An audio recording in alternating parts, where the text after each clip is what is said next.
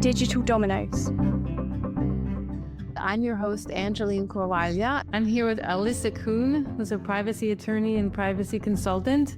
I'm so excited to talk to Alyssa because when she told me about how she raises her informed digital citizens at home, it kind of blew me away because it just is an alternative method that's really empowers the kids. And I'm really looking forward to sharing that with a wider audience. I am too. I think what you do is fantastic. It's absolutely wonderful content. And I utilize a kind of a similar approach, just informing them, right? So I've got a 9-year-old and a 7-year-old, and obviously technology is rampant. And I don't want to tell them no. I'd like to make informed decisions, right? And so I think if I can tell everybody one thing to take away from this is don't be afraid to explore new technology with your children. And to be honest, if you don't understand how a technology works, my son he'll find applications and websites and, all sorts of things that he wants to do. And it's hard for me to keep up, right? But it's sort of, okay, before we go, when we purchase anything, we've got to understand what it does. What's the purpose? Understand what information it's capturing. And so it's being real honest. And it can be really difficult to kind of take that pause and admit that you don't know everything and that you don't fully understand something. I don't know. I think it makes you more human as a parent. And it makes my son stop and think, well, let's look it up, right? Let's look at what do these ratings mean? What's the description? What's the content that's in there? What does that mean for you, right? Are you prepared to look at that content? Are you prepared to have conversations around what that content might be? Graphic violence, right? Blood and gore and those types of things. What does that mean? And what is the difference between fiction and reality? It's extremely fun just to keep kind of an open mind. My daughter, 7 years old, my biggest thing with her is not oversharing, right? So it's less about, she doesn't go and find the technology. She kind of piggybacks off of her brother, but it's sort of what's the appropriate level of information to share. And my favorite story is she was on VR. She's got a VR headset and she's in a game called Gorilla Tag where the kids are they're the gorillas and they go around, they're different colors and they can buy different things. And someone was asking her what her age was, like, oh, how old are you? And she's like, I don't see how that's relevant. I don't know. You don't need to know my age. And I thought it was hilarious because my kids, our rule is if you're engaging in chat or any of that stuff, you've got to be in a main area, right? So in our living room where I can hear, my husband can hear, and we can kind of see what's going on. So not in your rooms. But I thought that was great. It was one of those, because I had told her, they don't need to know your name. They don't need to know the city you're in. They don't need to know your age, what school you go to. It's a virtual world, right? So you don't need to disclose anything. You are your gamer tag, and that's it, right? You can get them an age range if you want to, but it shouldn't be relevant. And it was great to hear a 7-year-old say that. That's amazing. Really, it is. I mean, it seems like the pinnacle of, yes, that's what I wanted, right? And to see because that's critical thinking and at such age. And as you were saying, there's so much to unpack with what you were just saying. I mean, just to start with, you're saying, okay, parents need to not be afraid to admit that they don't know things. I would take a step further that parents need to just admit that it's nearly impossible that they do know. And that's a big mentality change from all the past generations, as far as I'm aware. I'm not a historian, is that we cannot keep up with what the kids are doing online. I think we don't have a chance. We can hardly keep up with where AI is placed, where is our data being taken, much less understand where kids, for example, recently discovered that the main place that kids engage with chatbots is not ChatGPT, but Snapchat AI. So I think, you have to have an approach that doesn't say that you know because you don't, right? Yeah, I think it's having that open dialogue. My son knows, not to download things. Obviously, he's 9, right? So you can't download things on your own. He's not purchasing things on his own. So he comes to me, and that's when we kind of had that conversation. I learned real quick, he's going to know more about it when he comes and presents it to me because he's already done a little bit of thinking on it, right? And he's tinkered and looked it up. And I think it's fun. I think it's creating the awareness that the ratings mean something and the permission settings mean something, and that, having those conversations around it. And then the privacy, right? So having the privacy notice. I love when my son comes to me and he wants to do something and there's that pop-up, right? And as a privacy attorney, right, I draft notices. Part of what I do is reading the terms and conditions. So it's reading it and saying, okay, it wants access to your camera. It wants access to your location. It wants access to this or that information. So we need to think through why. And so I want him to feel empowered to question the why you need to capture that information. Is it, a functional, essential requirement, or is it something that adds value to the game? Is it an optional thing where you can still play the game? It just, you're not giving away that data. It's an important principle. As parents, we don't always know what our rights are or what makes sense, right? And you don't want to just click the box. You want to sit through and really think. And I think teaching them to think through it, right, is really important. And yeah, I think, like I said, the core thing is acknowledging that you don't know it. And so it empowers them to feel, well, I don't know it either, right? And it's okay to live in this unknown when it's something new and novel, because that's going to be their entire life.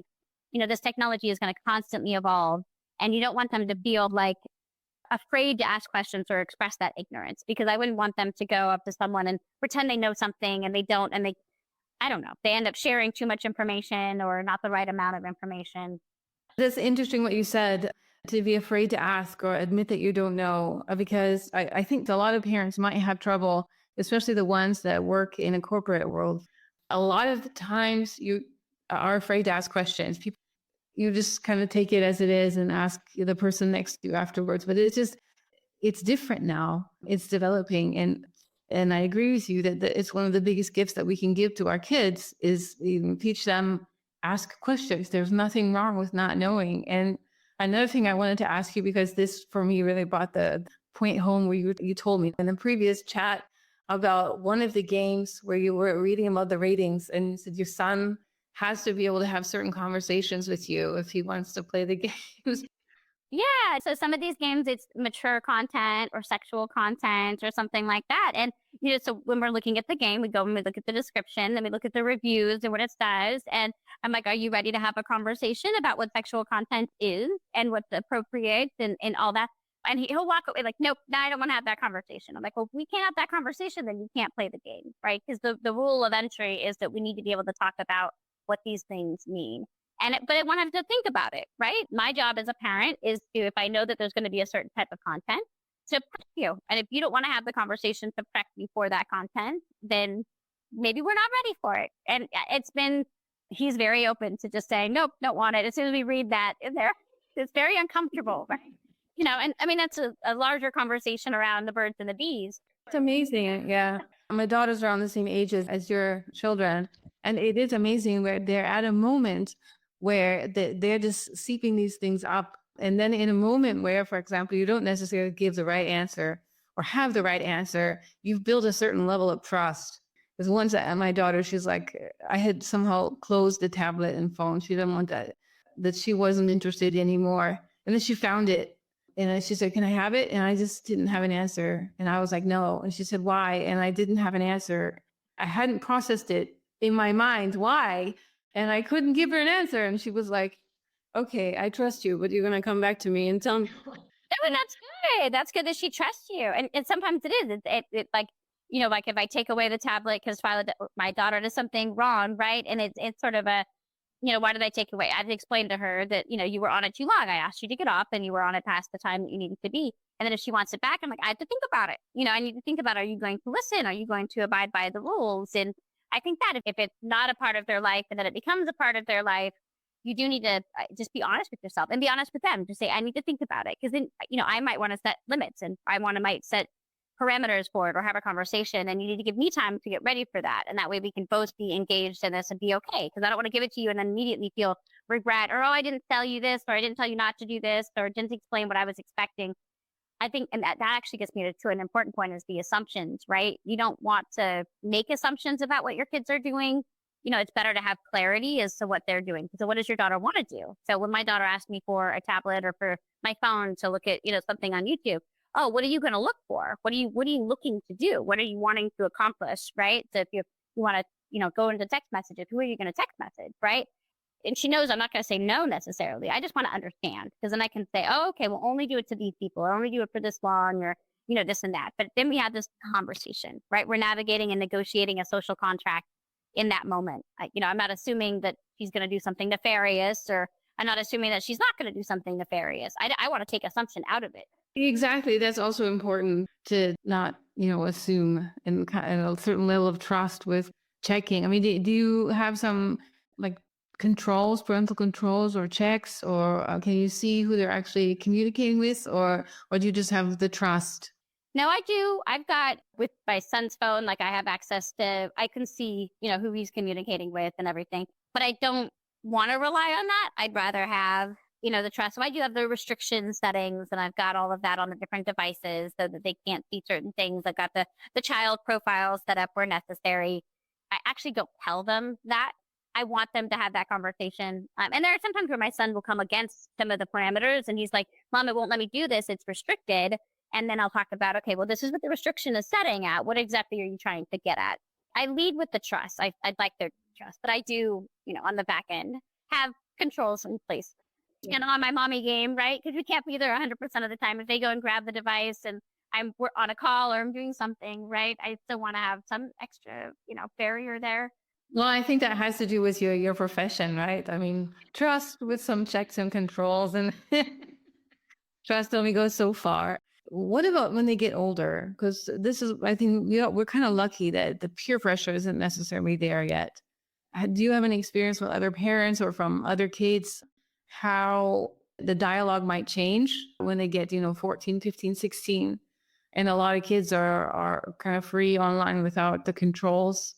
Yeah, most of the parents that I engage with, there's two schools, right? There's the ones that just they let down the technology and they're hoping that the kids don't have access to it, right? So kind of like what you're seeing in Florida and kind of around where like, nope, you're just until you're 15 or 16, you're not having access to it. And I think you do have this window where they're 12, 13, 14, where you need to give them access. A lot of parents also just they rely solely on the restrictive settings and the scanning tool. So being able to monitor it on the back end, but they're not having the conversation. I think once again, it's got to be somewhere in the middle. And I think it depends on the parent child relationship. But I think if you start young, instilling the conversation and say that it's okay, then when they transition to be on their own, they're going to be kind of prepared to think through, do I really want this to be out there forever? Permanence is something that I talk to my daughter about, right? So she likes to film little videos and things like that. And I just say, you just got to be mindful of what you say when you are on social media. It will live forever. You can't guarantee that it gets removed.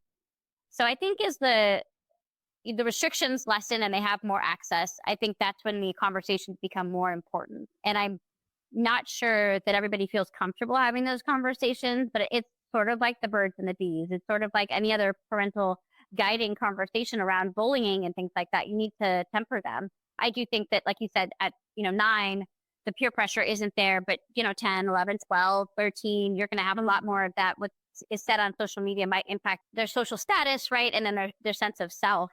I think it becomes really important to set them up for success earlier, having the conversation before they get to an age where they can do that and say, it is virtual, right? And what people say on the other side of a screen isn't always indicative of what they actually feel, right? People feel a sense of power. They can't see you and they're not face to face. So when you text something, you can text something that's a lot meaner, and a lot more hurtful than you would say to a person's face. People get brave, right? They have this false sense of security and bravery. And I think that's an important conversation. I've had a little bit of that with my son, but most of his stuff is very high level. He's got a good group of friends and he's limited in who he communicates with. But I have told him, you don't want to say anything hurtful to someone else, right? You don't want to feel the sense of false courage, right? That you could say something and it doesn't matter. It just disappears. It's words on a text message, because what you say can have lasting impacts, because you don't know. In an email or a text message, you lose that sense of the context, right? The facial expression isn't there. The body language isn't there. But you don't know how it's going to be construed on the other side. So just be really mindful. And he would text my mom. He texts my mom all the time, actually. But he was texting her like the stream of consciousness. And I remember looking at it one time and I'm like, I don't think he realizes like what he's doing, and I'm just like, it's really confusing. You're just sending all these gifts and everything. And it was silly stuff, right? But I'm like, you gotta be mindful of her time, right? She was with her friend and, she kind of said, let's talk later. So I think when they get older, it's going to be more important that they understand the impact of their words so that they can also understand the impact of other people's words and images, right? Which you're sharing, because there's just not that context. But I haven't found any really good resources. But I don't think I've got like one person that has done it really well for that transition. Yeah, yeah. I mean, as you say, each family is different. It's kind of hard. It's hard to know what the best practice is. And I do think the best practice is talking, right? because that also builds a bridge between the online world and the offline world. The more they get into the teenage years, the more they're going to want, to separate from the family, branch out, make other friends. It'll be exciting. They have to be prepared. They have to ask the questions. And I was thinking also when we were talking, I had one mother on a few months ago who had her daughter on the family plan. So the was controlled. And then the daughter was 14 and it was off, just dropped from Google because they went up to 14.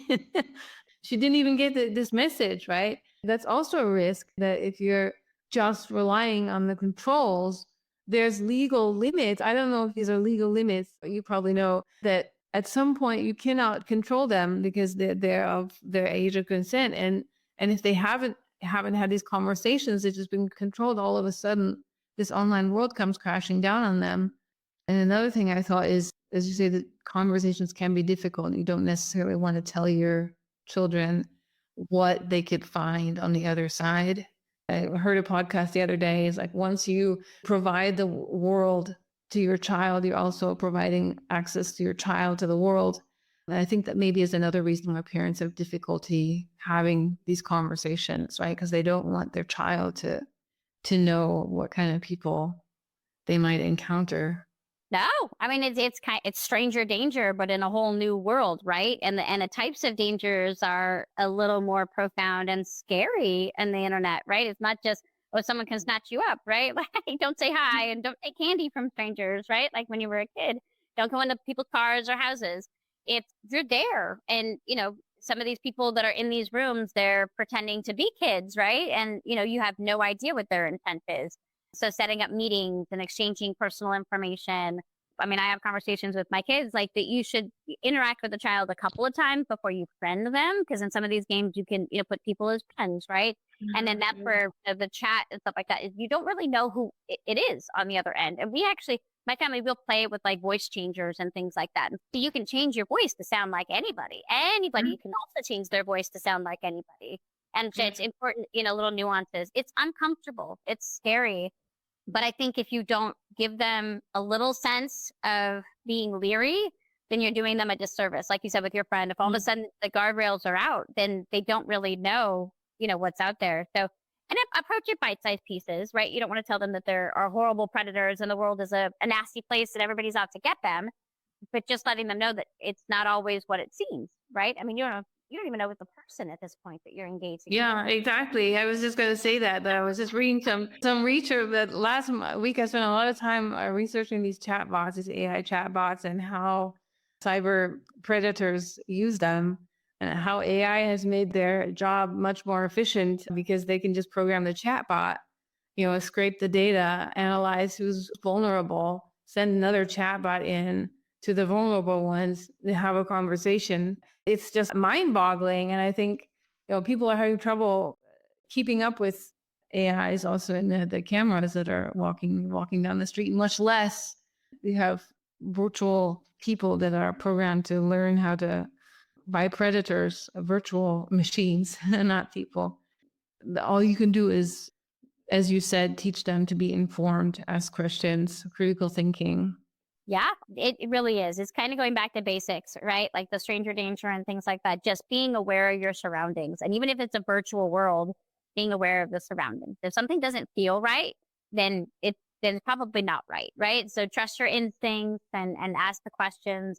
Don't give out too much information. Don't, like you said, that they're going after vulnerabilities, right? Don't be vulnerable. So don't give out information that someone can use against you. Like I said, it really comes back to just being aware of the fact that you're not going to have all the right answers, but opening up the conversation so that you can be a part of what they're doing. I read an article recently and it was, show an interest in what your kids are looking at, right? The games that they're playing and things like that. It'll give you insight into what their mental state is, right? So it's kind of a psychology thing. Yeah. Yes, but what kind of games are they playing? Are they playing a lot of first-person shooters, right? Are they what kind of are they creating people, right? Are they doing games where they're creating avatars and building worlds? It can give you insight into what they're interested in. It also will give you insight into the risks that they have, right? Because you can look at those games and kind of read the reviews and kind of understand what types of interactions are happening in that game. And then you can maybe have an informed conversation specific to an application or a game or a service, right? I've done that. My son's recently into this game called Half-Life. And so he's explaining it to me, and I'm sitting there, I'm Googling like what everything there is to know about Half-Life, right? And it's a first-person shooter and it's aliens, but it's like, okay, how can you engage and what does this mean and what's the purpose of it? Through understanding kind of the game and the premise of the game, I can then have an informed conversation around what we should be, worried about, right? And like what's real and what's not real and this type of thing. I don't know. For me, there's a childlike wonder with it. I love technology. I think it's so it's easier for me to kind of approach it that way. But I would try to empower people, parents, especially and guardians, just to find that childlike wonder. If your kid is interested in something, be interested in it too, and that can be something that you can share an interest in, and that will empower you to make an informed decision, and you can bond over it, right? Exactly. I was thinking, just because we're almost out of time, but I'm just going to close with this thought because that reminded me back in the day when I was a teenager. It wasn't so easy for parents to get involved in things that their children were involved in because you had to physically go somewhere. Right? At the mall for hours and hours seeing where your kid goes, right? Your parent, your kids are like, oh, mom, dad. But now you can just log on to the game yourself and play the game or go onto their social media and kind of get a feel for it. And you can do it without being so obvious to them that they will be embarrassed by your presence. Yep. That's a great point. Thank you so much. I don't know, just for closing, do you want to give some last hot tip also from your position as a privacy lawyer, attorney? I would say that you have rights, your children have rights, and the rights include not sharing information when it doesn't fit. So if there's not a need to share it, then you should think about not sharing it. So just being mindful, you don't always have to share your location. You don't always have to share your access to your camera or your photos or, other content on your phone. Being mindful of what you're putting out there and when you're giving access on your device or if you're uploading stuff, that would be it. I think it's pivotal for us as people to understand that just because we want to engage in something doesn't mean we always have to, it's not quid pro quo. We don't always have to give them a ton of information. Some of these apps, I will tell you, we will decline the rights to photos and access, and the app works just fine, right? It wasn't necessary. And so sometimes we'll do it just as a fluke. Okay, if we don't put the camera on, does the game still function? So, it's a why. It is for everybody. Just question, why do I need to give you all of this information on an application or a form? Every single time you fill out something, you have to fill in your address. How many times would you need my address? So just question it. Like I said, it comes back to why. Just always ask why before you're sharing your personal information. Because once you share it, you can't take it back. It's out there. You can't put the glue back in the bottle, right? It's gone. Thank you so much. I hope that this chat inspires a lot of parents to not be afraid to talk, take this other path of this possibility. Thank you so much, Alyssa, and we're looking forward to hearing more from you. Yeah, thank you for having me. Thank you. Please let us know what you think about what we're talking about in this episode and the others. Check out more about us and subscribe at digi-dominoes.com. Thank you so much for listening. I'd also like to thank our sponsor, Data Girl and Friends. Their mission is to build awareness and foster critical thinking about AI, online safety, privacy, and digital citizenship through fun, engaging, and informative content. Check them out at data/girl/and/friends.com. Until next time, stay curious and keep learning. Digital Dominoes.